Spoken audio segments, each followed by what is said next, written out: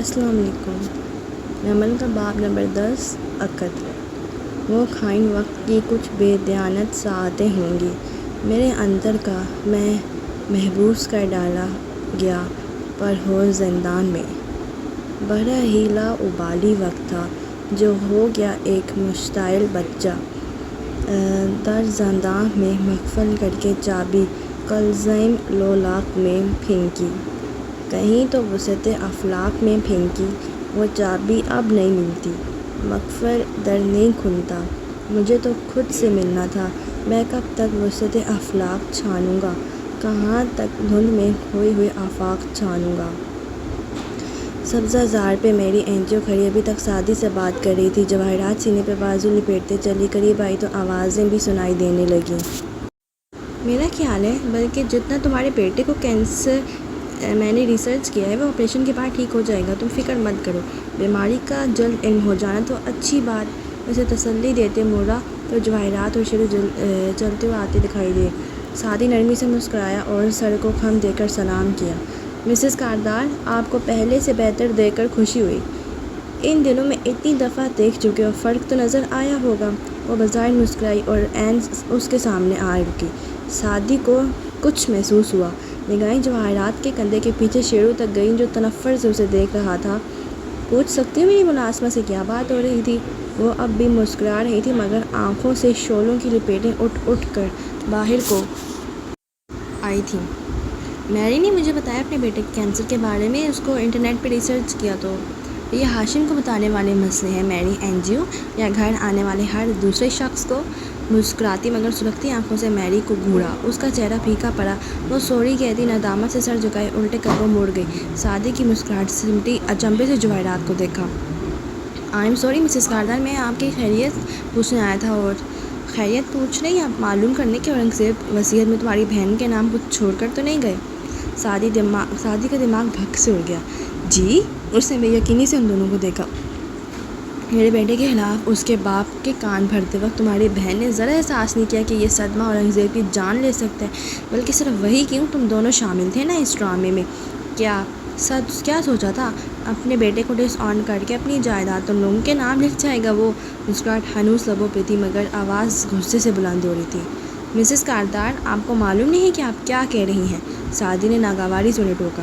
جواہرات کی آنکھوں میں کی رنگیں گلابی پڑنے لگی، سینے پہ بازو لپیٹتے وہ 2 قدم مزید آگے آئی۔ کیا تھا اگر تم دونوں اورنگزیب کے بجائے مجھے یا ہاشم کو تنہائی میں وہ سب بتا دیتے، مگر تم نے ذرا اس شخص کا احساس نہیں کیا۔ اس کو اندر ہی اندر یہ غم کھا گیا سعدی، اور وہ اس حالت میں مرا کہ اپنے بیٹے سے ناراض تھا، اور اس سب کے ذمہ دار تم ہو۔ اس بات پہ سعدی نے فوراً سنجیدگی سے اسباب میں سر ہلایا۔ جی ہاں بالکل، اپنے آپ کو اغوا بھی میں نے کیا تھا، اور جھوٹ بول کر باپ سے پیسے بھی میں نے مانگے تھے نا۔ وہ تنے آبرو کے ساتھ ناگواری سے بولا تو جواہرات لمحے بھر کو چپ ہوئی۔ میرے باپ کا نام بھی نہ لینا۔ نوشیروان نے سرخ پڑتے چہرے کے ساتھ انگلی اٹھا کر تنبیہ کی۔ تم لوگوں نے ان کو میرے خلاف ورگلایا تھا، اس کے لیے میں تمہیں کبھی معاف نہیں کروں گا۔ میں معافی مانگ بھی نہیں رہا، میں صرف مسز کاردار کی طبیعت پوچھنے آیا تھا۔ وہ بامشکل ضبط کر پایا تھا۔ میری طبیعت دیکھ لی تم نے؟ میرا شوہر اس حالت میں مرا کہ وہ شیر کو ڈس آن کرنے والا تھا۔ دیکھ لی ہم کتنی اذیت میں ہیں؟ نوشیروان نے قدریں چک کر ماں کو دیکھا، وہ سعدی کو دیکھتی تکلیف اور برہمی سے کہہ رہی تھی۔ اس سے پہلے بھی تم شیرو کی زندگی تنگ کرتے رہے ہو، مگر اس دفعہ تم لوگوں نے حد کر دی۔ سعدی یہ آخری فقرہ شیرو کو دیکھ کر ادا کیا، جس پہ اس کا غصہ مزید بڑھا اور اس نے نفرت سے سر جھٹکا۔ سعدی نے ایک ناپسندیدہ نظر دونوں پہ ڈالی، سر کو خم دیا۔ بہت اچھا۔ 2 قدم پیچھے ہٹا اور پھر نوشیروان کو مخاطب کیا۔ تم نے کبھی وہ کچرے کے ڈبے دیکھے نوشیروان، جو سڑک کنارے نصب ہوتے ہیں؟ ان پہ لکھا ہوتا ہے یوز می۔ تم نے بھی خود پہ یہی حروف لکھوا رکھے ہیں، جو بھی آئے اپنا کچرا صاف کرنے کے لیے تمہیں استعمال کرے۔ جواہرات پہ نظر ڈالی اور چلا جائے، سو میں مزید آگے ان گیمز کا حصہ نہیں بن سکتا۔ اللہ حافظ۔ وہ مڑا اور مخالف سے چلتا گیا، اور جب تک نوشیروان کو اس کا طنز سمجھ آیا وہ دور جا چکا تھا۔ الو کا! وہ مٹھیاں بھینچ کر رہ گیا۔ اگر یہ دوبارہ آیا نا ممی تو اگر غیرت ہوگی تو دوبارہ اس گھر میں داخل نہیں ہو سکے گا، اور اتنا مجھے یقین ہے کہ وہ غیرت والوں میں سے سب سے زیادہ غیرت مند ہے۔ جواہرات اذیت سے مسکرائی، اسے جاتے دیکھتی رہی۔ نوشیروان کے اندر کی آگ ٹھنڈی ہونے لگی، ڈھیلے پڑتے ہوئے اس نے گہری سانس لی اور مڑنے لگا، پھر یکایک رکا۔ وہ آپ نے اپنی بات میں وزن پیدا کرنے کے لیے کہا تھا نا ڈیڈ، مجھے ڈس آن تو نہیں کرنے لگے تھے نا؟ جواہرات نے چن کر اسے دیکھا، جو قدرے دست وزن تھا مگر امید سے اسے دیکھ رہا تھا۔ جواہرات کی مسکراہٹ پھیکی پڑی، آنکھوں کی سفیدی گلابی پڑی، نرم گلابی۔ نہیں، وہ تمہیں کبھی ڈس آن نہیں کر سکتے تھے، میں نے صرف بات میں وزن پیدا کرنے کے لیے کہا تھا۔ اسباق میں سر ہلا کر تصدیق کی، بہت سے آنسو اندر اتارے اور شرم پر سکون سا ہو کر آگے بڑھ گیا۔ جواہرات نے ہاتھوں کی نمی چھپانے کے لیے مٹھیاں بند کر لیں، پھر گردن موڑ کر برآمدے میں کھڑی میری کو دیکھا۔ اس کا کیا کرے؟ اصل گواہ، جو خود بھی اپنی گواہی سے لا علم تھا، وہ تو ابھی ادھر ہی تھا۔ ترک تعلقات کوئی مسئلہ نہیں، یہ تو وہ راستہ ہے کہ بس چل پڑے کوئی۔ سعدی کا سرخ کانوں اور تنے تاثرات کے ساتھ قصر کاردار کے داخلی گیٹ سے باہر نکلا ہی تھا تاکہ اپنی کار کے آگے جائے کہ سامنے سے زمر کی کار آتی دکھائی دی۔ وہ قدم قدم چلتا سڑک پہ جا کھڑا ہوا۔ پہاڑی پر بل کھاتی سڑک ویران تھی، ارد گرد کوسوں کے فاصلے پہ اونچے محلات تھے جو کارداس کے قصر کی مانند وسیع سبزہ زار میں گھرے تھے، سو اس سڑک سے آس پاس کی محض دیواریں دکھائی دیتی تھیں۔ زمر نے کار وہیں روک دی، اسے اشارہ کیا، وہ فرنٹ سیٹ کا دروازہ کھول کر اندر آ بیٹھا۔ آپ ادھر کیسے؟ جنازے کے بعد دوبارہ آ نہیں سکی، سب مسز کاردار کے لیے آئی تھی۔ وہ ہسپتال میں مجھے وزٹ کرنے اکثر آتی تھی، میرا آنا بنتا ہے، خشک سپاٹ انداز میں ونڈو سکرین کے پار دیکھتے وضاحت دی۔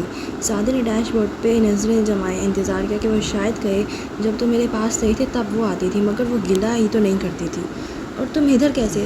چہرہ موڑ کر اسے دیکھا تو سعدی نے بھی اس کی جانب گردن پھیری۔ دونوں کی نظریں ملی، دونوں نے عہد کر رکھا تھا کہ دل کی بات نہیں کہنی۔ مسز کاردار کو دیکھنے آیا تھا اور اب اچھے سے دیکھ چکا ہوں، سو واپسی کے سفر کی تیاری کر رہا تھا۔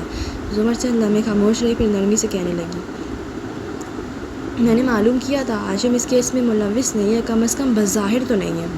خود معلوم کیا یا کسی اور نے کر کے دیا؟ وہ اس کی آنکھوں میں دیکھ کر بولا، کیونکہ اس کے نزدیک دونوں میں اتنا فرق تھا جتنا پہلا اور 7ویں آسمان میں۔ خود نہیں کیا، مگر وہ رکی۔ بصیرت صاحب نے اسے چیک کیا تھا، اس کا کوئی عمل دخل نہیں ہے اس معاملے سے، مگر تم بتاؤ، تمہیں ایسا کیوں لگا کہ ہاشم اس میں ملوث ہو سکتا ہے؟ مجھے تو ایسا کچھ نہیں لگا، بس جس کا نام منہ میں آیا بول گیا۔ آئی ایم سوری، مجھے یوں کسی پہ الزام نہیں لگانا چاہیے تھا۔ اس نے سادگی سے معذرت کر لی۔ زمر بس اسے دیکھ کر رہ گئی۔ تم نے اس کے بارے میں اتنی بڑی بات کہہ دی، میں اتنے دن اس کی پوچھ گچھ کرواتی پھر رہی تھی، اور اب تم کہہ رہے ہو کہ تم نے یوں ہی کہہ دیا تھا؟ شدید غصے کو بامشکل اس نے ضبط کیا۔ وہ تو سارے دن جو اس نے فارس کے حق میں کوئی بات ڈھونڈنے میں صرف کیے، وہ صرف ایک مذاق تھا۔ مجھے سمجھ نہیں آیا کس کا نام ہے، بس ان کا لے لیا۔ یہ لوگ انگلی سے قصر کاردار کی جانب اشارہ کیا، اب میرے ساتھ پہلے کی طرح برتاؤ نہیں کرتے، مجھے شاید اسی بات کا غصہ تھا۔ وہ بامشکل ضبط کرتی اسے گھور رہی تھی، اس نے ندامت سے سر جھکا دیا، ہلکا سا بولا، سوری۔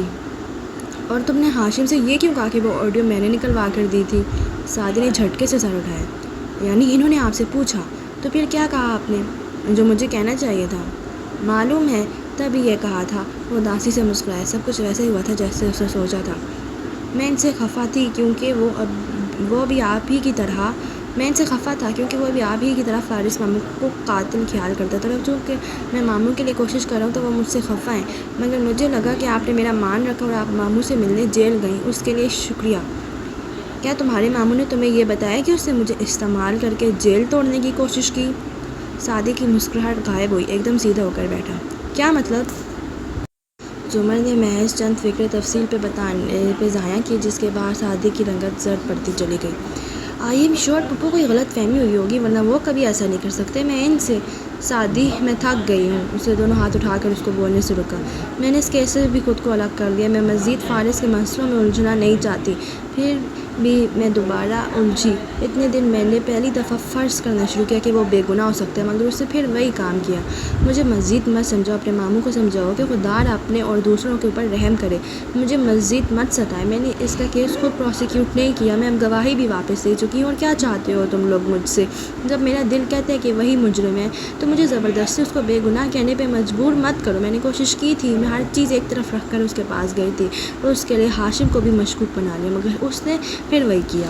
وہ کتنی دیر چپ بیٹھا رہا، سر جھکائے، پھر آہستہ سے بولا، آئی ایم سوری، مجھے آپ کو ان کے پاس جانے کے لیے نہیں کہنا چاہیے تھا، آپ کی تکلیف کا اندازہ کرنا چاہیے تھا۔ آپ کی تکلیف ہم سب سے زیادہ ہے۔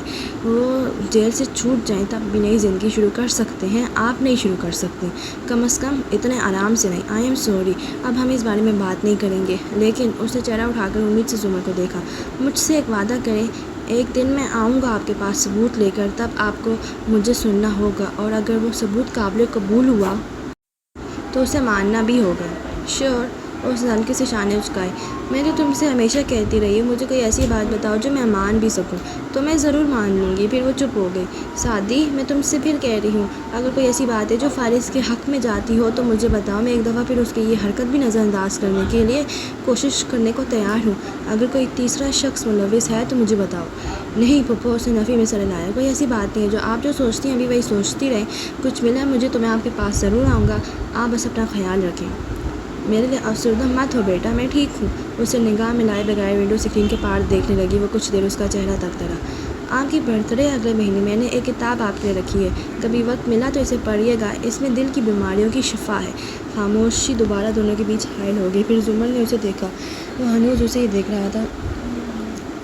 زمر کی نگاہیں اس کے چہرے سے ہاتھ پہ پھسلی اور سیاہ کی چین پہ آ ٹھہری جو اس نے انگلیوں میں پکڑ رکھا تھا۔ اس پہ سنہرے حروف میں لکھا تھا، اینڈز ایور آفٹر۔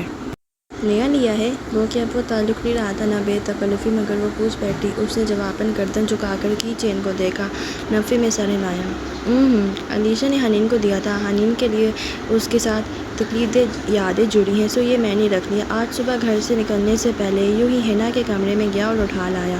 سیاہ ہیرے نما پتھر پہ انگلی پھیرتے ہوئے کہہ رہا تھا، مجھے یہ اچھا لگتا ہے، بالخصوص یہ عبارت۔ اس کا کیا مطلب ہوا؟ اس کی آواز میں قدرے نرمی در آئی۔ وہ پوچھتے ہوئے اس کے چہرے کو دیکھ رہی تھی۔ کیا یہ وہی بچہ تھا جس کو اس نے انگلی پکڑ کر چلنا سکھایا تھا؟ جب میں چھوٹا تھا پھپھو تو ابو کے ساتھ فجر پڑھنے مسجد جایا کرتا تھا۔ تب وہاں مسجد کی دیوار پہ چھت سے فرش تک چونٹیوں کی قطار ہوتی تھی، ہر موسم میں، ہر گھڑی میں۔ تب ابو کہا کرتے تھے، اگر مجھے کچھ ہو جائے سعدی تو تم اپنے خاندان کا خیال رکھنا۔ بڑے ابا ایک کمزور مرد ہیں، مگر تمہیں بہادر بننا ہے۔ تم سعدی میرے بعد اس خاندان کے بڑے مرد ہوگے، اور تمہارے خاندان کی عورتیں، بوڑھے اور بچے، یہ سب چونٹیوں کی طرح ہیں، کمزور اور نازک۔ اور وہ یہ بھی کہتے تھے کہ دنیا میں دو ہی قسم کے لوگ ہوتے ہیں، بادشاہ اور چونٹیاں۔ تم سعدی اپنی چونٹیوں کو جوڑ کر رکھنا۔ تم سعدی میرے بعد اپنے خاندان کے سربراہ ہوگے۔ کی چین سے نظر اٹھا کر اس نے اداس مسکراہٹ سے زمر کو دیکھا۔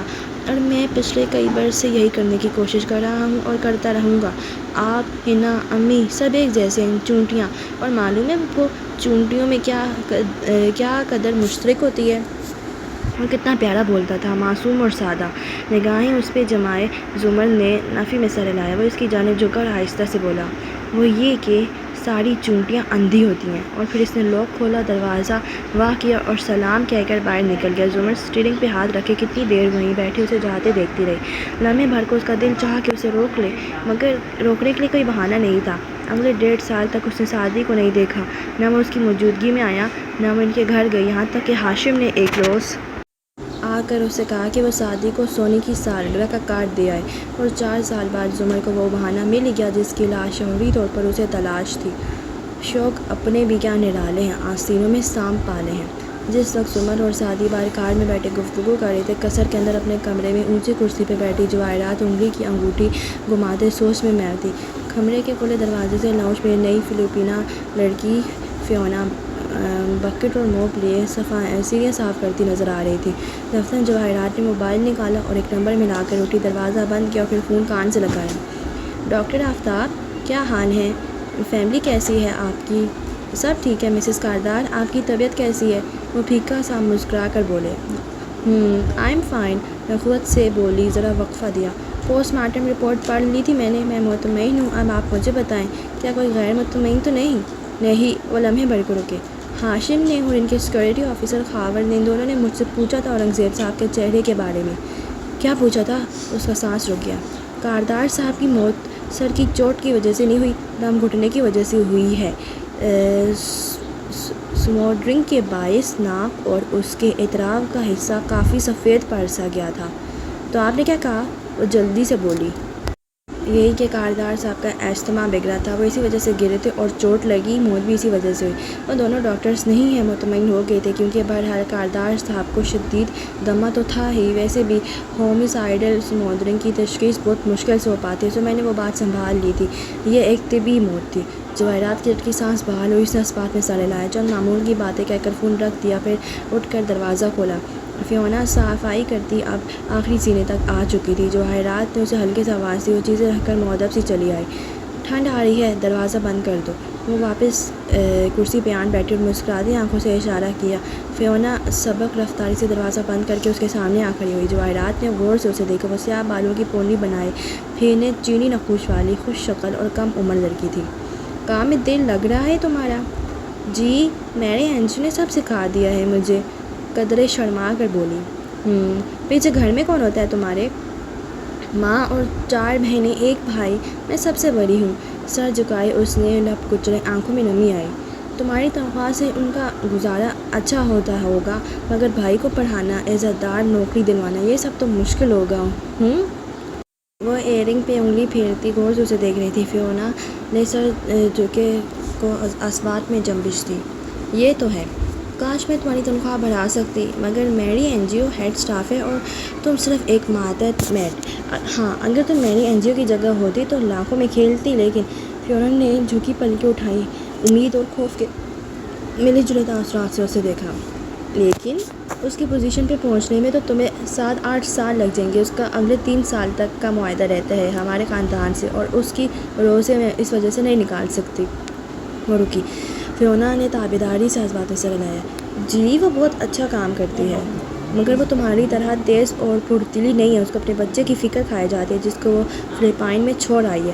تم مجھ سے بہتر ہیڈ اسٹاف بن سکتی ہو، مگر یہ ممکن نہیں، کیونکہ وہ اگلے کئی سال تک اسی پوسٹ پہ رہے گی اور آپ اسے نکال بھی نہیں سکتی۔ قدرے مایوسی اور بے دلی سے کہتے اس کی آنکھیں پھر جھکیں۔ میں نے یہ نہیں کہا کہ میں اسے نکال نہیں سکتی، چاہوں تو ابھی نکال دوں کھڑے کھڑے، مگر اس کے لیے وجہ کا ہونا ضروری ہے۔ وجہ؟ فیونا نے چن کر اسے دیکھا، الجھن سے آبرو سکیڑے۔ ہاں، جیسے چوری۔ ایئرنگ کو 2 انگلیوں سے مسلتے وہ مسکرائی۔ جس دن اس نے چوری کی وہ ڈیپورٹ کر دی جائے گی، اور مجھے معلوم ہے وہ جلد یا بدیر چوری ضرور کرے گی۔ اسے اپنے بچے کے علاج کے لیے پیسے درکار ہیں، تنخواہ سے بھی کئی گنا زیادہ۔ جب اسے یہ معلوم ہوگا کہ یہ باکس سنگھاڑ میز پر رکھے ننھے سے جیولری باکس کی جانب اشارہ کیا، جس کا کوٹ میری تاریخ پیدائش سے کھلتا ہے، اور اس میں میرا ایک قیمتی نیکلس رکھا ہے، تو کیا وہ خود کو روک پائے گی؟ اسے اس بارے میں ضرور سوچنا چاہیے، ہے نا؟ فیونا ٹھہر کر مسکرا کر اس کا نام ادا کیا۔ زمر کے آنے پہ جب فیونا مسز کاردار کے کمرے سے نکلی تو اس کی آنکھوں میں ایک انوکھا خیال سے چمک رہی تھی۔ جو کھلی تھی عداوتیں مجھے راز تھیں، یہ جو زہر خان سلام تھے مجھے کھا گئے۔ ہاشم کاردار کا آفس جس فلور پہ تھا، اس کی راہداری اسپاٹ لائٹ سے جگمگا رہی تھی۔ جب سعدی لفٹ کا دروازہ کھولا، نکلنے سے قبل اس نے لفٹ کے آئینے میں اپنا عکس دیکھا، ذرا رکا، گریبان کا اوپری بٹن کھلا، سویٹر کے آستین پیچھے چڑھائے، ماتھے پہ ہاتھ مار کر بال ذرا بکھیرے، پھر باہر نکلا، تیز قدموں سے راہداری پار کی۔ لمحے بھر کو ہاشم کے آفس کے باہر بنے ڈیسک پہ رکا۔ ہاشم اندر ہیں مس حلیمہ؟ ڈیسک پہ لگی نیم پلیٹ پہ نظر ڈال کر سنجیدگی سے پوچھا۔ خوبصورت سی سیکریٹری نے ٹائپ کرتے ہاتھ روکے اور انگلیاں اٹھا کر اسے دیکھا۔ جی، مگر وہ کچھ کام کر رہے ہیں، آپ کے پاس اپائنٹمنٹ ہے؟ ضرورت نہیں ہے، تلخی سے کہہ کر وہ آفس ڈور تک آیا اور دروازہ دھکیلتا اندر ہو گیا۔ حلیمہ ہڑبڑا کر پیچھے لگی۔ مجھے آپ سے بات کرنی ہے۔ وہ بہت غصے سے اس کی میز تک جا پہنچا۔ ہاشم جو کوٹ پیچھے لٹکائے شرٹ اور ویسٹ میں ملبوس بیٹھا فائل پہ کچھ لکھ رہا تھا، اس نے سر اٹھا کر اسے دیکھا، پھر پیچھے آتی حلیمہ کو آنکھوں سے اشارہ کیا۔ وہ رکی اور پھر پلٹ گئی۔ سیٹ پہ پیچھے کو ٹیک لگاتے اس نے اب سنجیدگی سے سعدی کو دیکھا، جو غسیلی آنکھوں اور سرخ کانوں کے ساتھ سامنے کھڑا تھا۔ کیا ہوا ہے؟ بنا کسی غصے یا تلخی کے بھی ہاشم بولا تو آواز سخت تھی۔ اسے سعدی کا یہ انداز پسند نہیں آیا تھا۔ یہ تو آپ بتائیں گے۔ دونوں ہاتھ میز پہ رکھے وہ سامنے کو جھکا۔ زمر کو کیوں بتایا جو حنین نے آپ کو بتایا تھا؟ اتنی کیا بڑی قیامت آ گئی ہے سعدی کہ تم اپنے مینرز بھول گئے ہو؟ اب کہ اس کی آنکھوں میں ناگواری ابھری، قلم میز پہ ڈالا، ٹائی کی نوٹ ڈھیلی کرنے لگا، ٹیک لگا کر اس لڑکے کو دیکھا۔ لعنت بھیجتا ہوں میں مینرز پہ، مگر آپ کے مینرز کہاں گئے جب ہنا اور میرا اعتماد توڑا؟ مجھے نہیں معلوم تھا کہ زمر تم لوگوں کے لیے غیر ہے، بتانے کا شکریہ۔ اب میں کام کر لوں؟ تلخی سے اس کو گھورتے سامنے فائلوں کی ڈھیر کی جانب اشارہ کیا۔ اور تم بھول گئے ہو تو یاد دلا دو کہ میں اہم معاملات میں الجھا ہوں اور اپنی تمام کمپنیز اور کارٹیل کی ان دونوں سربراہی کر رہا ہوں، کیونکہ میرا باپ 7 دن پہلے مرا ہے۔ میرا باپ 10 سال پہلے مرا تھا۔ اس کے لیے کیا ہی اچھا ہو کہ ہم باپوں کو درمیان سے نکال کر بات کریں۔ اس انداز پہ ہاشم نے لب اوہ میں سکیرے تعجب سے آبرو اٹھائے۔ تو تم مجھ سے لڑنے آئے ہو؟ اس نے زور سے فائل بند کر کے پرے کی اور ڈھیروں غصہ ضبط کیا۔ سارا موڈ غلط ہو گیا تھا۔ میری کیا مجال کہ میں آپ سے لڑوں؟ میں صرف آپ کو کنفرنٹ کرنے آیا ہوں، اور کنفرنٹ کرنے کے لیے آپ کے آفس سے بہتر کوئی جگہ نہیں تھی۔ تو مجھے بتائیں کیوں بات کی آپ نے زمر سے؟ انہوں نے مجھ پہ اعتماد کیا تھا، اب دوبارہ کیسے کریں گی؟ وہ کافی بدتمیزی سے کھڑا بول رہا تھا۔ کیا میں نے تم سے جواب مانگا تھا جب تم نے میرے وکیل کو فائر کیا تھا؟ وہ تلخی مگر ضبط سے بولا تو سعدی مزید بھڑک اٹھا۔ مانگیں جواب، میں دوں گا ہر جواب۔ ساتھ ہی میز پہ زور سے ہاتھ مارا اور اتنے غصے سے وہ اسے گھور رہا تھا۔ تو کیوں کیا میرے وکیل کو فائر؟ کیونکہ وہ وکیل بھی آپ جیسا تھا ہاشم بھائی، آپ کی طرح اسے بھی فارغ غازی کے بے گناہی کا یقین نہیں تھا۔ آپ کو کیا لگتا ہے میں بچ جاؤں؟ نفرت سے اسے دیکھتے سر نفی میں ہلایا۔ مجھے سب سمجھ آ گیا، آپ کو بھی اندر سے یہی لگتا ہے کہ فارس نے قتل کیے ہیں۔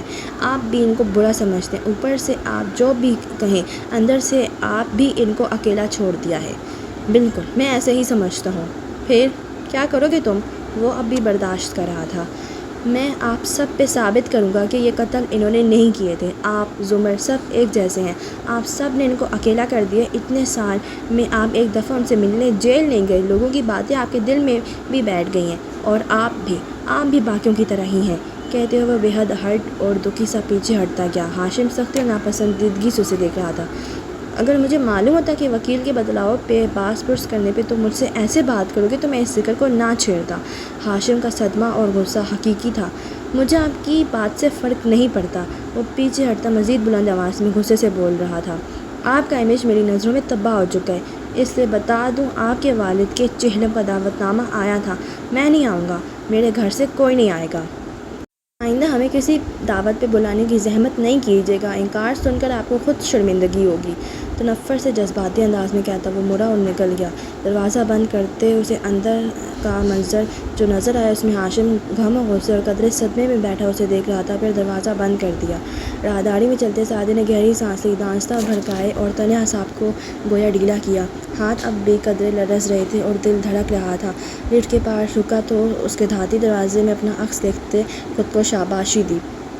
اچھی پرفارمنس تھی سعدی، اگر جواہرات یہ سب نہ کرتی تب بھی ان کے گھر نہ جانے کا کوئی تو بہانہ ڈھونڈنا ہی تھا کہ اب ان کے ساتھ ایک میز پہ کھانا کھانا، ہنس کر بات کرنا سب عذاب تھا۔ ہر جگہ وارث کا خون نظر آتا۔ سو اچھا کیا تم نے سعدی، اب ہاشم بھائی کم از کم یہ جان ہی سکیں گے کہ میں ان کی اصلیت جانتا ہوں۔ اسے صرف اعتماد توڑنے کا غصہ خیال کریں گے، اگر یہ نہ کرتا تو میرے کھینچے رویے سے وہ سمجھ جاتے۔ بہت اچھا کیا سعدی، روز ان کی شکل نہ دیکھنے کا بہانہ ڈھونڈ لیا۔ لفٹ میں کھڑے اترائی کا سفر کرتے وہ خود کو نارمل کرتا دا دے رہا تھا۔ دل البتہ ویران سا تھا، آنکھوں میں بار بار نمی آتی جسے وہ سویٹر کے آستین سے رگڑ لیتا۔ بھولنے والا لوٹ تو آیا، وقت مغرب یا عشاء کا تھا۔ چھوٹے باغیچے والے گھر میں کچن سے پکتے کھانے کی مہک یوں پھیل رہی تھی جیسے پانی کے گلاس میں ٹپکا انک کا قطرہ پھیلتا ہے۔ ساری فضا اشتہا انگیز خوشبو سے معطر ہو گئی۔ ایسے میں حنین سعدی کے کالے کمرے میں بے مقصد کرسی پہ بیٹھی تھی، کونیاں میز پہ ٹکائے، چہرہ ہتھیلیوں پہ گرا دیا، اینک اتار کر سائڈ پہ رکھ دی، کچھ دیر انگلی سے میز پہ لکیریں کھینچتی رہی، پھر یکا یک چومتی۔ قریب میں سفید جلد والی کتاب رکھی تھی، ساتھ ریپر اور کارڈ۔ سعدی وہ کتاب کسی کو تحفے میں دے رہا تھا۔ اچنبھے سے اس نے کارڈ اٹھایا، سالگرہ کا کارڈ، زمر کے نام۔ اوہ، پھپھو کی سالگرہ تھی نا چند دن بعد، تو سعدی کتاب زمر کو دینے جا رہا تھا۔ یہ وہی کتاب تھی جو برسوں بعد اس نے ایک دفعہ یوں ہی کھول لی تھی، اب دوبارہ کھولی تو پہلے صفحے پہ ہاشم کا نام لکھا تھا۔ اس نے نام پہ انگلی پھیری اور مسکرا دی، پھر بے مقصد صفحے کو پلٹتی رہی۔ دفتر درمیان میں ایک فرق پہ رکی، 700 برس پہلے کے زرد زمانوں کو جاتا دروازہ سامنے تھا۔ حنین نے رک کر سوچا کہ اندر جائے یا نہیں، پھر بنا مزید کچھ سوچے اس نے ہاتھ بڑھایا اور اسے دھکیلا۔ لکڑی کے قدم منفش پر ٹوا ہوئے، وہاں سے ڈھیروں روشنی کا سیلاب امڑ آیا۔ اس کی آنکھیں چندیا گئیں، روشنی قدرے تھمی تو اسے پلکیں جھپکا کر ادھر ادھر دیکھا۔ وہ قدیم دمشق کے دمشق کے اس زرد سے مکان کے باہر کھڑی تھی جو مسجد سے ملحقہ تھا۔ ایک زمانے میں اس نے یہاں مجمع میں کھڑے ایک بیمار کو دیکھا تھا۔ آج یہاں ویرانی تھی، سناٹا تھا، زرد سی شام اتر رہی تھی، روشنیاں ختم ہو چکی تھی، مکان کے اندر چراغ جل رہے تھے، پاجامے، لمبی قمیض اور ہیئر بینڈ لگے بالوں والی حنا اس سارے زرد منظرنامے میں واحد رنگین شے تھی۔ اس نے پہلے ادھر ادھر دیکھا، پھر بلی کی چال چلتی پھونک پھونک کر قدم رکھتی مکان کے اندر آئی، پہلے کمرے کا پردہ ہٹایا اور سر نیچا کر کے داخل ہوئی۔ اس مطالعاتی کمرے میں جگہ جگہ دیے جل رہے تھے، چند ایک موٹی موم بتیاں۔ دیوار میں بنے خانوں میں کتابیں رکھی تھیں، سامنے فرش پہ دو زانو ہو کر شیخ معلم بیٹھے تھے اور چوکی پہ دھرے کوڑے پرچے پہ قلم سیاہی میں ڈبو ڈبو کر لکھتے جا رہے تھے۔ وہ سینے پہ بازو پیٹے چوکھٹ میں کھڑی تنقیدی نظروں سے ان کو دیکھنے لگی، پھر گردن کرا کر پکارا، کیا آپ نے اپنی کتاب ختم نہیں کی؟ وہ سر جھکائے لکھتے رہے۔ حنین نے آنکھیں ناراضگی سے سکیڑیں، ارد گرد سب زردی مائل تھا، جیسے پرانے زمانے کا پرنٹ ہو اور ایک وہی کلرفل تھی۔ پھر چند قدم چلتی چلتی قریب آئی، چوکی کے عین سامنے، سر ترچھا کر کے گویا جھانکا۔ کیا آپ کی کتاب میں واقعی دل کی بیماریوں کا علاج ہے؟ پوچھتے وقت شکل یوں بنائی بے نیاز سی کہ گویا جواب میں دلچسپی نہ ہو، مگر ساری حسیات جواب پہ لگی تھیں۔ ہر مرض کی دوا ہے، جو اسے جانتا ہے وہ اسے جانتا ہے، اور جو اسے نہیں جانتا وہ اسے نہیں جانتا، سر جھکائے کہتے ہوئے وہ بولے تھے۔ آہ، آپ کے زمانے کے مرض! اس نے گویا مایوسی سے ہاتھ جھاڑے، پھر سامنے چوکی پہ کونی رکھی اور ہتھیلی پہ ٹھوڑی گرائی۔ طاعون اور دوسری وبائی مرض ہمارے زمانے میں نہیں ہوتے، ہمارے مسئلے اور ہیں، مگر نہیں، آپ کو کیا پتا؟ پھر جیسے اسے غصہ آیا تیوری چڑھا کر بولی، آپ 700 سال قدیم کے ایک بوڑھے ہیں، ایک نائف بوڑھے۔ آپ کو تو یہ تک نہیں معلوم کہ کمپیوٹر کیا ہوتا ہے، انٹرنیٹ کیا ہوتا ہے، ٹی وی شوز کسے کہتے ہیں، اور وہ زندگی کیسے تباہ کرتے ہیں، مگر نہیں۔ اوف!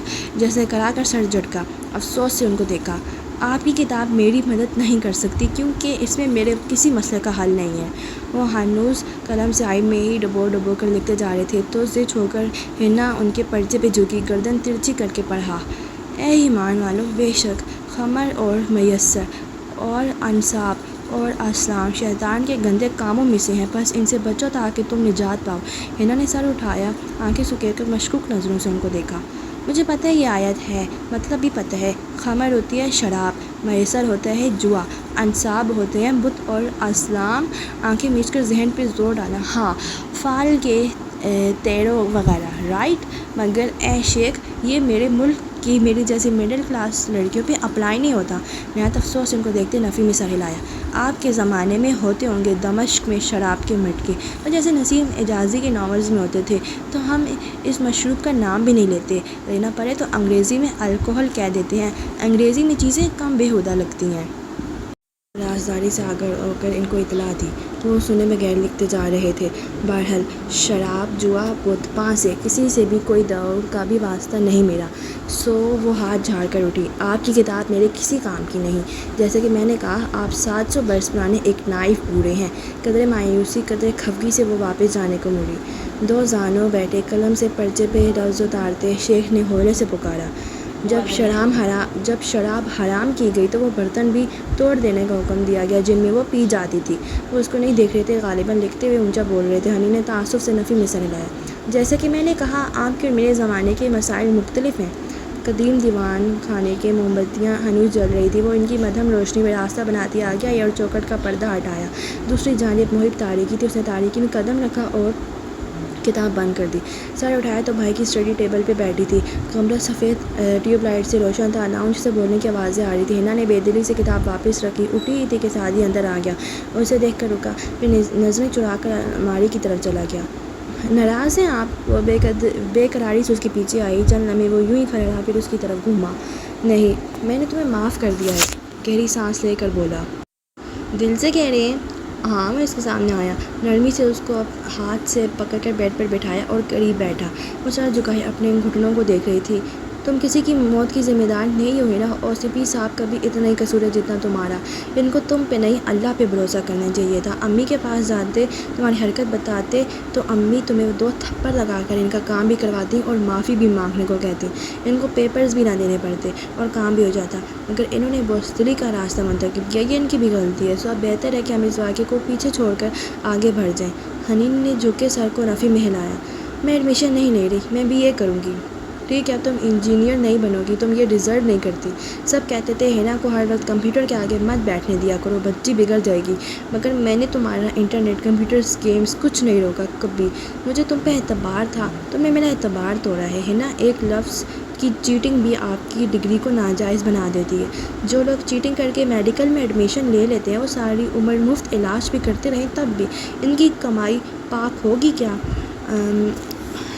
الغباء کے اصول بدل نہیں جاتے۔ یو نو وٹ ہینا، میں تمہیں اس لیے معاف کر رہا ہوں کیونکہ تم، میں اور وارث ماموں کے قاتل میں فرق ہے۔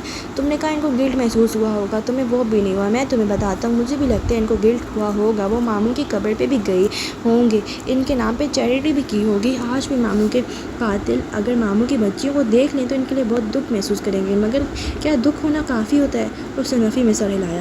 بڑے گناہوں کے بڑے کفارے ہوتے ہیں، خالی گلٹ اور دکھ جائے بہار میں۔ ذرا دیر کو زرتاشا کا شوق انہوں نے بھی منایا ہوگا، اور پھر کیا اعتراف جرم کیا؟ کیا کفارہ ادا کیا؟ کیا خود کو قانون کے حوالے کیا؟ نہیں، تم ان جیسی نہیں ہو، تم نے کفارہ ادا کیا ہے، اور ہینا ان کفاروں کے بعد گناہ معاف ہو جاتے ہیں۔ اوسیپی صاحب کی جان تم نے نہیں، ان کی بیٹی اور ان کی بزدلی نے لی ہے۔ میں تمہیں معاف کرتا ہوں، مگر مجھے بہت عرصہ لگے گا دوبارہ تم پہ اعتبار کرنے میں، اور اب تم جو بھی پڑھنا چاہتی ہو پڑھو، لیکن تم مجھ سے ایک وعدہ کرو گی، ایک پکا عقد، کہ تم دوبارہ یہ کام نہیں کرو گی، کیونکہ ہینا اگر کبھی مجھے یہ پتہ چلا کہ حنین نے دوبارہ پیپر میں چیٹنگ کی ہے تو اس دن ہم ایک دوسرے سے الگ ہو جائیں گے۔ انگلی اٹھا کر سختی سے وہ تنبیہ کر رہا تھا، مجھے دوبارہ کبھی یہ مت سننے دینا ہینا کہ تم نے پھر سے وہی کام کیا۔ ہینا نے جھٹ آسا راز بات میں لایا۔ ایسا تو کبھی بھی نہیں ہوگا، کبھی بھی نہیں، اسے یقین تھا۔ مگر ہینا، فی الحال BA کرنا بھی اس مسئلے کا حل نہیں ہے۔ مسئلہ تمہاری ایڈکشن ہے، کمپیوٹر اور TV ڈراموں کی ایڈکشن ان کی پوری طرح ایک دم سب رک گیا۔ وہ 7 صدیاں پہلے کے شیخ معلم کے نیم تاریک دیوان خانے میں بیٹھی تھی اور وہ دور کہیں سعدی بول رہا تھا۔ میں بھی 2-3 ڈرامے فالو کرتا ہوں، پچھلے 2 سال سے سوٹس اور 4-5 سالوں سے گریز انیٹمی دیکھ رہا ہوں۔ میں یہ نہیں کہتا کہ ڈرامے مت دیکھو، فلمیں مت دیکھو، میں یہ کہوں گا تم نہیں مانو گی، میں صرف اتنا کہتا ہوں کہ حد میں رہ کر دیکھو۔ زیادتی کسی بھی چیز کی ہو نقصان دیتی ہے۔ وہ اس کا چہرہ دیکھتی چپ چاپ سوچے گئی۔ کیا سوچا پھر تم نے؟ خمر شیطان کی گندگی میں سے ہے، وہ ہولے سے بولی تو سعدی نے ناسمجھی سے اسے دیکھا۔ کیا مطلب؟ اسے اس بات کا موقع محل سمجھ میں نہیں آیا، وہ دور کسی اور زمانے میں بیٹھی بول رہی تھی۔ شیخ نے ٹھیک کہا تھا، ہر شخص کا خمر مختلف ہوتا ہے۔ پتہ ہے الکحل کیوں حرام ہے؟ کیونکہ وہ نشہ کرتی ہے اور لت ڈالتی ہے۔ ہر نشے والی چیز خمر ہوتی ہے، چاہے وہ شراب ہو یا نہ ہو، اس کا رنگ سرخ ہو یا نہ ہو۔ میرا خمر یہ سب تھا، یہ کمپیوٹر، موبائل، انٹرنیٹ، TV۔ سو اب اس نے نفی میں سر ہلایا۔ میں ان چیزوں کا استعمال نہیں کروں گی۔ کوئی عزم تھا جو اسی لمحے کر لیا، سعدی نے بے اختیار سمجھانا چاہا۔ ہے نا، کوئی بھی چیز بذات خود اچھی یا بری نہیں ہوتی، اس کا استعمال اسے اچھا یا برا۔ بالکل بھی مت کہیے گا یہ فضول بات جو لوگ دہرا کر نہیں تھکتے۔ وہ غصے سے بولی، ہر چیز کے بارے میں آپ یہ نہیں کہہ سکتے کہ یہ بذات خود اچھی یا بری نہیں ہے۔ کچھ چیزوں کا برا استعمال ان کے اندر برائی کا اثر اتنا ہراس کر دیتا ہے کہ اینڈ میں آپ کے لیے اچھائی ختم ہو جاتی ہے۔ جب خمر ممنوع ہوئی تو ان میں برتنوں کا بھی توڑ دینے کا حکم دیا گیا جن میں وہ پی جاتی تھی۔ آپ خمر کے برتن میں آب زمزم نہیں پی سکتے بھائی۔ خیر، آج کل کے برتنوں کو دھو کر استعمال کیا جا سکتا ہے۔ وہ اس زمانے میں کدو کے برتن تھے جو اسے فتویٰ اور فقہ بتا رہا تھا، مگر حنین نے نفی میں سر ہلایا۔ زمانہ نہیں بدلا بھائی، اب بھی وہی مسئلے ہیں جو 700 سال پہلے کے دمشق میں ہوا کرتے تھے۔ کسی اور کے لیے یہ چیزیں بری نہیں ہوں گی مگر میرے لیے ہیں، میں اب ان کو ہاتھ بھی نہیں لگاؤں گی۔ نفی میں سر ہلاتی حنین کی آنکھیں بھیگتی جا رہی تھیں۔ لیکن ہینا، الکحل بھی اکٹھی حرام نہیں ہوئی تھی، آہستہ آہستہ منع کی گئی تھی 3 حصوں میں۔ ایک دم سے ان چیزوں کی زندگی سے نکالو گی تو اپنا ایک حصہ ان کے ساتھ ہی کھو دو گی۔ ایڈکٹڈ آدمی کو ایک دم سے منشیات سے نہیں ہٹایا جاتا، ڈوز ہلکی اور مزید ہلکی کی جاتی ہے۔ آہستہ آہستہ چھوڑو، خود کو دبا کر جبر کرو گی تو کتنا عرصہ ضبط ہوگا، ایک دن اسپرنگ کی طرح واپس وہیں آ جاؤ گی۔ نہیں، اگر ابھی نہیں چھوڑا تو کبھی نہیں چھوڑ سکوں گی۔ وہ نام میں گردن ہلائے جا رہی تھی۔ سعدی نے مزید سمجھانا چاہا مگر حنا نے فیصلہ کر لیا تھا، وہ چپ ہو گیا۔ اگر وہ اپنا ضبط نفس آزمانا چاہتی تھی تو سعدی کو اسے روکنا نہیں چاہیے۔ اگلے روز ندرت نے جب کچن کی چوکھٹ پہ کھڑے ہو کر لاؤنج میں جھانکا تو دیکھا وہ کمپیوٹر پیک کر کے سعدی کے کمرے میں شفٹ کر رہی تھی۔ اسمارٹ فون میں سے اس نے پہلی سم نکال کر اسے توڑ پھوڑ کر پھینک دیا اور امی کی سم چھوٹے پرانے نوکیا سیٹ میں ڈال کر انہیں دے دی کہ اب یہ نہیں استعمال کروں گی۔ ندرت کو سعدی نے پتہ نہیں کیا کہہ کر سمجھایا تھا کہ وہ پہلے تو چپ رہیں پھر ڈانٹنے لگیں۔ انہیں اس کا انجینئرنگ میں ایڈمیشن نہ لینے کا بہت دکھ تھا مگر وہ بے حس بنتی سنتی گئی۔ کتنے دن ندرت نے اس کے ساتھ سر پھوڑا پھر خود دل تھک کر خاموش ہو گئی۔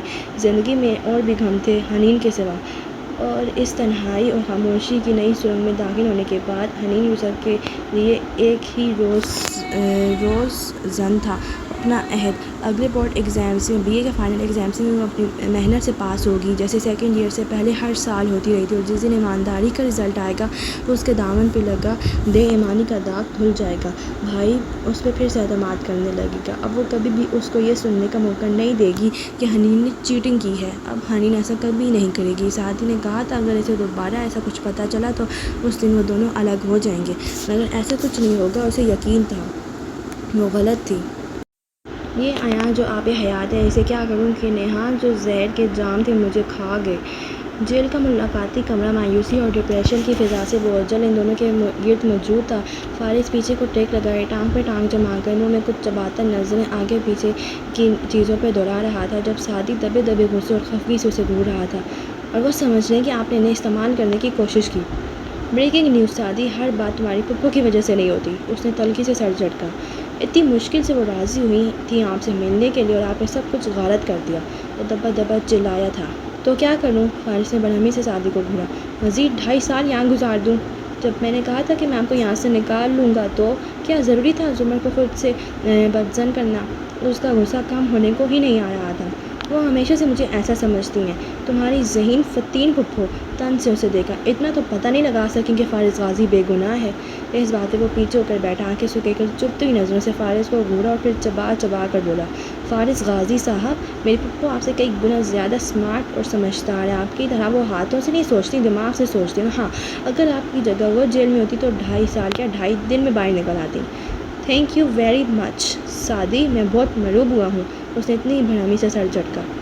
آپ کو یہ بات حیران کری کہ اتنی اسمارٹ ہو کر بھی ان کو آپ کی بے گناہی کا یقین نہیں ہے؟ کچھ دیر بعد وہ قدرے ہموار لہجے میں بولا۔ فارس کچھ کہے بنا اسے دیکھنے لگا۔ ماموں، آپ ایک بات بھول رہے ہیں، بات ذہانت کی یا بے وقوفی کی نہیں ہے۔ امی کو دیکھ لیں، امی بالکل بھی ذہین نہیں ہیں، دودھ چولہے پہ رکھ کر بھول جاتی ہیں۔ ان سے پوچھیں کہ ورلڈ ٹریڈ سینٹر پہ حملہ کب ہوا تھا تو تاریخ یقیناً یاد نہیں ہوگا، مگر کہیں گی تب سعدی فلاں کلاس میں تھا۔ ان کا کیلنڈر ان کے بچوں کی پیدائش، ان کے چلنے بولنے یا فلاں کلاس میں ہونے کے مطابق ان کے ذہن میں فٹ ہے۔ بالکل ہی بھولی امی۔ مگر جب ان سے کہا کہ ماموں کی جعلی ٹیپ سن لیں تو انہوں نے نہیں سنی، سن لیتی تب بھی نہ مانتی۔ اپنی تمام تر سادگی کے باوجود ان کو جتنے ثبوت آپ کے خلاف مل جائیں وہ آپ کو گناہ گار نہیں مانیں گی۔ پتہ ہے کیوں؟ کیونکہ ان کو مجھ پہ اعتبار ہے۔ وہ ٹہرا، اسبات میں سر ہلایا۔ اور میڈم زمر کو مجھ پہ اعتبار نہیں ہے۔ بہت سالوں بعد اس کو وہ بات سمجھ آئی تھی۔ بالکل، وہ آپ پہ اعتبار نہیں کرتی، سو اب آسمان سے فرشتے اتر کر بھی آپ کے حق میں گواہی دیں وہ تب بھی نہیں مانیں گی، کیونکہ ٹوٹا اعتبار جوڑنا بہت مشکل ہوتا ہے۔ اور وہ کیوں کریں آپ پہ اعتبار؟ وہ آپ کو جانتی ہی کتنا ہے۔ چند ماہ کے لیے آپ ان کے اسٹوڈنٹ رہے تھے، وہ کبھی بھی آپ سے بے تکلف نہیں ہوئی تھی۔ آپ کام کے علاوہ ان سے کبھی بات نہیں کرتے تھے، اس کے بعد وہ کام پڑنے پہ آپ سے رابطہ کر لیتی یا خاندانی تقریبات میں آپ سے سرسری سی ملاقات ہو جاتی، اور بس۔ وہ آپ کو ویسے نہیں جانتی جیسے ہم جانتے ہیں، جیسے امی جانتی ہیں۔ جس دن وہ آپ کو جاننے لگیں گی اسی دن اعتبار بھی کرنے لگیں گی۔ اس لیے پلیز ان کو دشمن سمجھنا چھوڑ دیں۔ ایک ایک لفظ پہ زور دیتا وہ فکر مندی سے کہہ رہا تھا، زمر دشمن نہیں ہے، زمر وہ واحد انسان ہے جن کو میں اپنے ساتھ کھڑا کرنا چاہتا ہوں اس جنگ میں۔ اگر ابھی یہ ممکن نہیں ہے اس لیے ان کو الزام مت دیں، میں آپ کو باہر نکال لاؤں گا، ٹرسٹ میں۔ صرف چند ماہ، مجھے چند ماہ کا وقت ہے، میں آپ کو یہاں سے نکال لوں گا۔ سینے پہ ہاتھ رکھے آگے جھکے وہ خفگی سے ہی صحیح التجا کر رہا تھا۔ فارس نے ہلکا سا اسبات میں سر ہلایا مگر اسے ساتھ ہی تیکھی نظروں سے بھی دیکھا۔ اور تم کیا کرو گے؟ سعدی نے گہری سانس لی، پیشانے انگلی سے کھجائے۔ جو بھی کرنا پڑا۔ بات سنو، اس نے انگلی اٹھا کر تنبیہ کی۔ کوئی الٹی سیدھی حرکت مت کرنا ورنہ 4 دن میں ادھر جیل میں بند ہوگے۔ بیزاری اور غصے کے پیچھے جیسے وہ فکر مند ہوا۔ سعدی لب پیچھے آگے ہوا، جھک کر اس کی آنکھوں میں دیکھا۔ میری جو مرضی آئی میں کروں گا، جو بھی کرنا پڑا کروں گا، زیادہ مسئلہ ہے آپ کو تو مجھے گرفتار کروا دیں۔ رٹھائی سے کہتا وہ اٹھ کھڑا ہوا۔ فارس نے بے بسی بھری برہمی سے اسے گھورا۔ کچھ غلط کرنے کی کیا ضرورت ہے؟ میں آپ پہ احسان کرنے جا رہا ہوں، امید پہ کہ شاید کبھی آپ بھی ایسے ہی میرے اوپر احسان کرنے کے قابل ہوں۔ اوہ اینڈ یو آر ویلکم۔ مسکرا کر سر کے خم سے اس کا وہ شکریہ قبول کیا جو اس نے کہا تھا نہ کہنا تھا۔ اور پھر جب وہ مڑا تو اس نے سنا فارس نے قدرے 10 بجر کے بعد کہا تھا، سنو، میں ایک شخص کو جانتا ہوں جو تمہاری مدد کر سکتا ہے۔ سمجھتا کیا ہے تو؟ دیوانہ گان عشق و زاہد، یہ ہو جائیں گے جس جانب اسی جانب خدا ہوگا۔ سعدی قدم قدم سینے چڑھتا اوپر آیا۔ راہداری کے سرے پہ عمارت کا فلور نمبر لکھا تھا۔ اس نے ہاتھ میں پکڑی چٹ سے پتہ ٹیلی کیا اور ادھر ادھر گردن گھمائی۔ آگے پیچھے فلیٹس کے بند دروازے تھے۔ وہ دائیں طرف کے دروازے پہ آیا اور بیل بجائی۔ کون ہے؟ اندر سے مردانہ آواز سنائی دی۔ مجھے احمد شفیع سے ملنا ہے۔ دروازہ کھولا، ذرا سے در سے اس نوجوان نے باہر جھانکا۔ ماتھے پہ بال بکھرے، ٹراؤزر پہ شرٹ پہنے وہ سیاہ آنکھوں والا نوجوان تھا۔ اس نے اوپر سے نیچے تک سعدی کا جائزہ لیا، جو جینس پہ گول گلے کی سویٹر پہنے کھڑا متذبذب سا اسے دیکھ رہا تھا۔ میں نے کوئی پیزا آرڈر نہیں کیا۔ وہ بیزاری سے دروازہ بند کرنے لگا۔ سعدی جلدی سے بولا، میں سعدی ہوں، فارس غازی کا بھانجا۔ کیا میں دیکھنے میں ڈیلیوری بوائے لگتا ہوں؟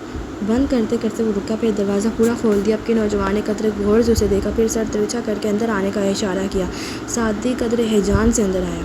آپ حال ہی میں جیل سے رہا ہوئے ہیں، ماموں نے بتایا تھا۔ چھوٹے سے فلیٹ کو طرحانہ نظروں سے دیکھتے وہ لاؤنج کے وسط میں کھڑا برائے بات بول رہا تھا۔ جواب میں احمد نے شانے اچکائے۔ میرے وکیل نے سارے ثبوت مٹا دیے اور اس گنگریالے بالوں والی چڑیل پروسیکیوٹر کو نتیجتاً چارجز ڈراپ کرنے پڑے۔ وہ اوپن کچن میں آیا، فریج کھولا، وہ 2 کوک کے کین نکالے اور مڑا تو سعدی کے ساتھ کھڑا بالکل چپ چاپ اسے دیکھ رہا تھا۔ بیٹھو، اس نے لاپرواہی سے اشارہ کیا، مگر وہ نہیں بیٹھا۔ وہ گنگریالے بالوں والی پروسیکیوٹر میری سگی پھپھو ہیں۔ دانت سے کین کا منہ کھولتے احمد کو گویا ہچکی آئی۔ بامشکل سنبھلتے وہ چہرے پہ معذرت خواہ تاثر لائے۔ آئی ایم سوری، میرا وہ مطلب نہیں تھا، وہ بہت اچھی ہے، میں ان کی عزت کرتا ہوں، بیٹھو نا۔ ایک لمحے کو سعدی نے راہداری کو جاتے دروازے کو دیکھا، گویا وہاں سے بھاگ جانا چاہتا ہوں، مگر یہ تو وہ جان گیا تھا کہ پہلا تاثر سچ نہیں ہوتے۔ سر ہلا کر صوفے پہ بیٹھا۔ احمد نے دوسرا کین اس کی طرف اچھالا، جیسے اس نے دونوں ہاتھوں میں کیچ کیا۔ یوں ہی پتہ نہیں کیوں نوشیروہ یاد آیا۔ چند منٹ بعد وہ دونوں صوفوں پہ آمنے سامنے بیٹھے تھے، سعدی گھٹنے برابر رکھے آگے ہو کر اور احمد صوفے کی پشت پہ بازو پہ لائے، ٹانگ پہ ٹانگ جمائے، ایک پیر جھلاتا اپنے اسے آنکھیں سکیڑ کر اسے دیکھ رہا تھا۔ میں چاہتا ہوں جج فارس غازی کے حق میں فیصلہ دے دے، اس کے لیے میں کیا کروں؟ ماموں نے کہا تھا آپ میری مدد کر سکتے ہیں۔ احمد نے کین اونچا کر کے گھونٹ بڑھا، پھر اسے نیچے کی آبرو اچکائے۔ سمپل، ایک پریزنٹیشن تیار کرو، میں غازی کے حق میں سارے ثبوت ڈالو اور یہ دکھاؤ کہ وہ کتنا اچھا انسان ہے، پھر اسے ایک فلیش ڈرائیو پہ ڈالو اور وہ ڈرائیو جج کے گھر لے جاؤ، اس سے درخواست کرو کہ وہ یہ دیکھ لے، اس کے کمپیوٹر پہ اسے چلاؤ، پھر اس کی خوب منت کرو کہ وہ اسے رہا کر دے۔ کیا صرف منت کرنے سے وہ رہا کر دے گا؟ ابھی نہیں یار، اس نے بدمزہ ہو کر ناک سے مکھی اڑائی۔ جو فلیش تم اس کے کمپیوٹر میں لگاؤ گے وہ اس کے سسٹم میں ایک مول داخل کرے گا، اس کے بعد جج صاحب کمپیوٹر پہ جو کچھ لکھیں گے یا دیکھیں گے اس کی لمحہ بہ لمحہ خبر تمہارے کمپیوٹر پہ آ جائے گی۔ چند ہفتوں میں تمہیں اچھا خاصا مواد مل جائے گا جج صاحب کے خلاف۔ پہلے گمنام طریقے سے اسے بھیجنا، اگر وہ ڈر جائے اور جھانسے میں آ جائے تو کھلم کھلا بلیک میل کرنا۔ چند مہینوں میں غازی باہر ہوگا۔ سعدی کا منہ کھل گیا، پھر آہستہ سے اس نے سر کو آسپات میں جنبش دی۔ واو! احمد اب آخری گھونٹ اندر ڈال رہا تھا۔ ایک اور کام بھی ہے، بولو۔ اس نے کین رکھ کر سنجیدہ متوقع نظروں سے سعدی کو دیکھا۔ وہ قدرے متذبذب تھا۔ ایک معزز خاندان کی لڑکی کی ایک گولف کلب کے ریکارڈ میں کچھ فوٹیجز ہیں جو… کیسی فوٹیجز؟ جوا، ڈرگز یا کچھ اور؟ وہ جو رک رک کر بتا رہا تھا، احمد نے اتنی سادگی سے پوچھا۔ سعدی نے گہری سانس لی۔ فجر پہ اٹھ کر قرآن پڑھنے والوں کو غلط باتیں کرنا زیادہ ہی غلط لگا کرتا ہے۔ وہ کارڈز کھیل رہی تھیں، آف کورس، جوا۔ اس نے شانے اچکائے۔ مطلب فوٹیجز غائب کرنی ہیں؟ ہو جائیں گی۔ کلب کا نام کیا ہے؟ ویسے مجھے اندازہ ہے یہ کدھر ہوا ہوگا، بہرحال نام، تاریخ، لڑکی کی تصویر سب دے دو، میں کر لوں گا۔ مگر آپ اس کے شوہر کو نہیں بتائیں گے؟ احمد نے اچنبھے سے آبرو سکے ہوئے۔ کیا میں اس کے شوہر کو جانتا ہوں؟ مسز شہرین کاردار، اس نے ہچکچاتے ہوئے بتایا۔ احمد چونک کر سیدھا ہوا، ٹانگ سے ٹانگ ہٹائی، حیرت سے اسے دیکھا۔ ہاشم کاردار کی بیوی؟ اوہ ہو! یہ تو کافی شرمناک ہوگا کاردار صاحب کے لیے، بیوی کی گیمبلنگ فوٹیج، یہ تو اسکینڈل بن سکتا ہے۔ اور اسے ماتھے کو چھوا۔ ہاشم کے ساتھ ایسا کچھ نہیں ہونا چاہیے، وہ غازی کا کزن ہے، مجھے پسند نہیں ہے، مگر وہ ایک عزت دار آدمی ہے، اور تم اسے ناراض تو نہیں غازی کی طرح؟ سعدی کے چہرے پہ اس نام پہ آئی ناپسندیدگی دیکھ کر اس نے وضاحت دی۔ اس نے تو اپنی پوری کوشش کی تھی غازی کو نکلوانے کے لیے، مگر اس کے والد نے اسے روک دیا، اور انہوں نے بھی اپنے ایڈوائزرز کی وجہ سے ایسا کیا۔ گویا ملامتی انداز میں اس نے سر پہ چپت رسید کی۔ سعدی نے تعجب سے اسے دیکھا۔ کون ایڈوائزر؟ کیا ان کو کسی نے فارس کی مدد نہ کرنے کا مشورہ دیا تھا؟ پوچھتے ہوئے اس کے آبرو غصے سے تن گئے۔ احمد نے بے اختیار اس کو دیکھا، پھر سینٹرل ٹیبل پہ رکھے کانچ کے گلدان پہ نظر ڈالی، جو اگر ٹوٹا تو بہت زور کا لگتا۔ آؤچ! ہاں، شاید کسی نے مشورہ دیا تھا، پتہ نہیں کون تھا، میں نے تو اڑتی سنی ہے، گھبرا کر کہتے اسے تھوک نکلا۔ سعدی سر ہلا کر رہ گیا، پھر اصل کام یاد آیا۔ تو کیا آپ شیرین کی فوٹیج غائب کر سکتے ہیں؟ وہ بے چینی سے آگے ہوا۔ ہاں، لیکن وقت لگے گا، کسی اور سے نہیں کروا سکتا، خود کرنا پڑے گا۔ آپ کا اس سب پہ وقت کے ساتھ پیسہ بھی لگے گا تو، کہتے ہوئے سعدی نے جینس کی جیب پہ ہاتھ رکھا، گویا بٹوا نکالنے لگا ہو، مگر احمد نے ہاتھ اٹھا کر روک دیا۔ نہیں، میں غازی کے بھانجے سے پیسے نہیں لوں گا۔ نہیں پلیز، میں آپ کو ہائر کر رہا ہوں، میں جانتا ہوں کہ آپ کو لوگ ایسے کاموں کے لیے ہائر کیا کرتے ہیں، تو ظاہر ہے مجھے اچھا نہیں لگے گا اگر میں… سنو بچے، سنجیدگی سے کہتے اس نے ہاتھ اٹھا کر سعدی کو مزید بولنے سے روکا۔ پہلی بات، میں تم سے پیسے نہیں لوں گا، اور دوسری بات، جس جیب پہ تم نے ہاتھ رکھا ہے تمہارا بٹوا اس میں نہیں بلکہ دوسری جیب میں ہے۔ شرمندہ مت ہونا، مجھے پتہ ہے تم اپنی خودداری کی وجہ سے کہہ رہے ہو، اس لیے سنو، میں بھی اپنی خودداری کی وجہ سے کہہ رہا ہوں، میں غازی کے بھانجے سے پیسے نہیں لوں گا۔ سعدی نے تھکان سے ٹھنڈی سانس بھری، اب شرمندہ کیا ہونا، اور اٹھ کھڑا ہوا۔ تھینک یو فری سروسز کرنے کے لیے، اور ہلکا سا مسکرایا۔ ایک منٹ بھائی، ایک منٹ۔ احمد اٹھ کر آیا اور اس کے کندھے پہ ہاتھ رکھا۔ اب یہ نہیں کہا کہ فری کام کروں گا، تمہارا کام ہو جائے گا، مگر شہری بی بی سے کہنا میرا چیک تیار رکھیں۔ اوہ شیور، وہ سنبھل کر مسکرا دیا۔ بلکہ احمد رکا، ڈھوڑی پہ 2 انگلیاں رکھ کے کچھ سوچا۔ مسز شہری سے کیش لے لینا، چیک نہیں، اسے یہ نہیں پتہ چلنا چاہیے کہ یہ کام تم مجھ سے کروا رہے ہو۔ وہ اپنے شوہر کو بتا دے گی اور وہ سارا غصہ مجھ پہ نکالے گا، اسے ویسے ہی میں ناپسند ہوں۔ ارے نہیں، وہ دونوں علیحدہ ہو چکے ہیں، اور وہ تو خود اسے ہاشم بھائی سے پوشیدہ رکھنا چاہتی ہیں۔ اس کی بات پہ احمد نے ٹھنڈی سانس بھری۔ پتہ ہے عورتوں کا کیا مسئلہ ہوتا ہے؟ قریب آ کر قدر رازداری سے پوچھا۔ سعدی نے نفی میں گردن ہلائی۔ وہ کسی نہ کسی کے سامنے کبھی نہ کبھی بول ہی پڑتی ہیں، سو آج نہیں تو 2 سال بعد وہ ہاشم کو ضرور بتائے گی۔ Once a Kardar always a Kardar, اس لیے آبرو اٹھا کر تنبیہ کی۔ اوکے، سمجھ گیا، اور اس کا پھر سے شکریہ کہتا باہر جانے کا مڑا۔ ویسے غازی کے کیس سے شیرنگ کاردار کا کیا تعلق؟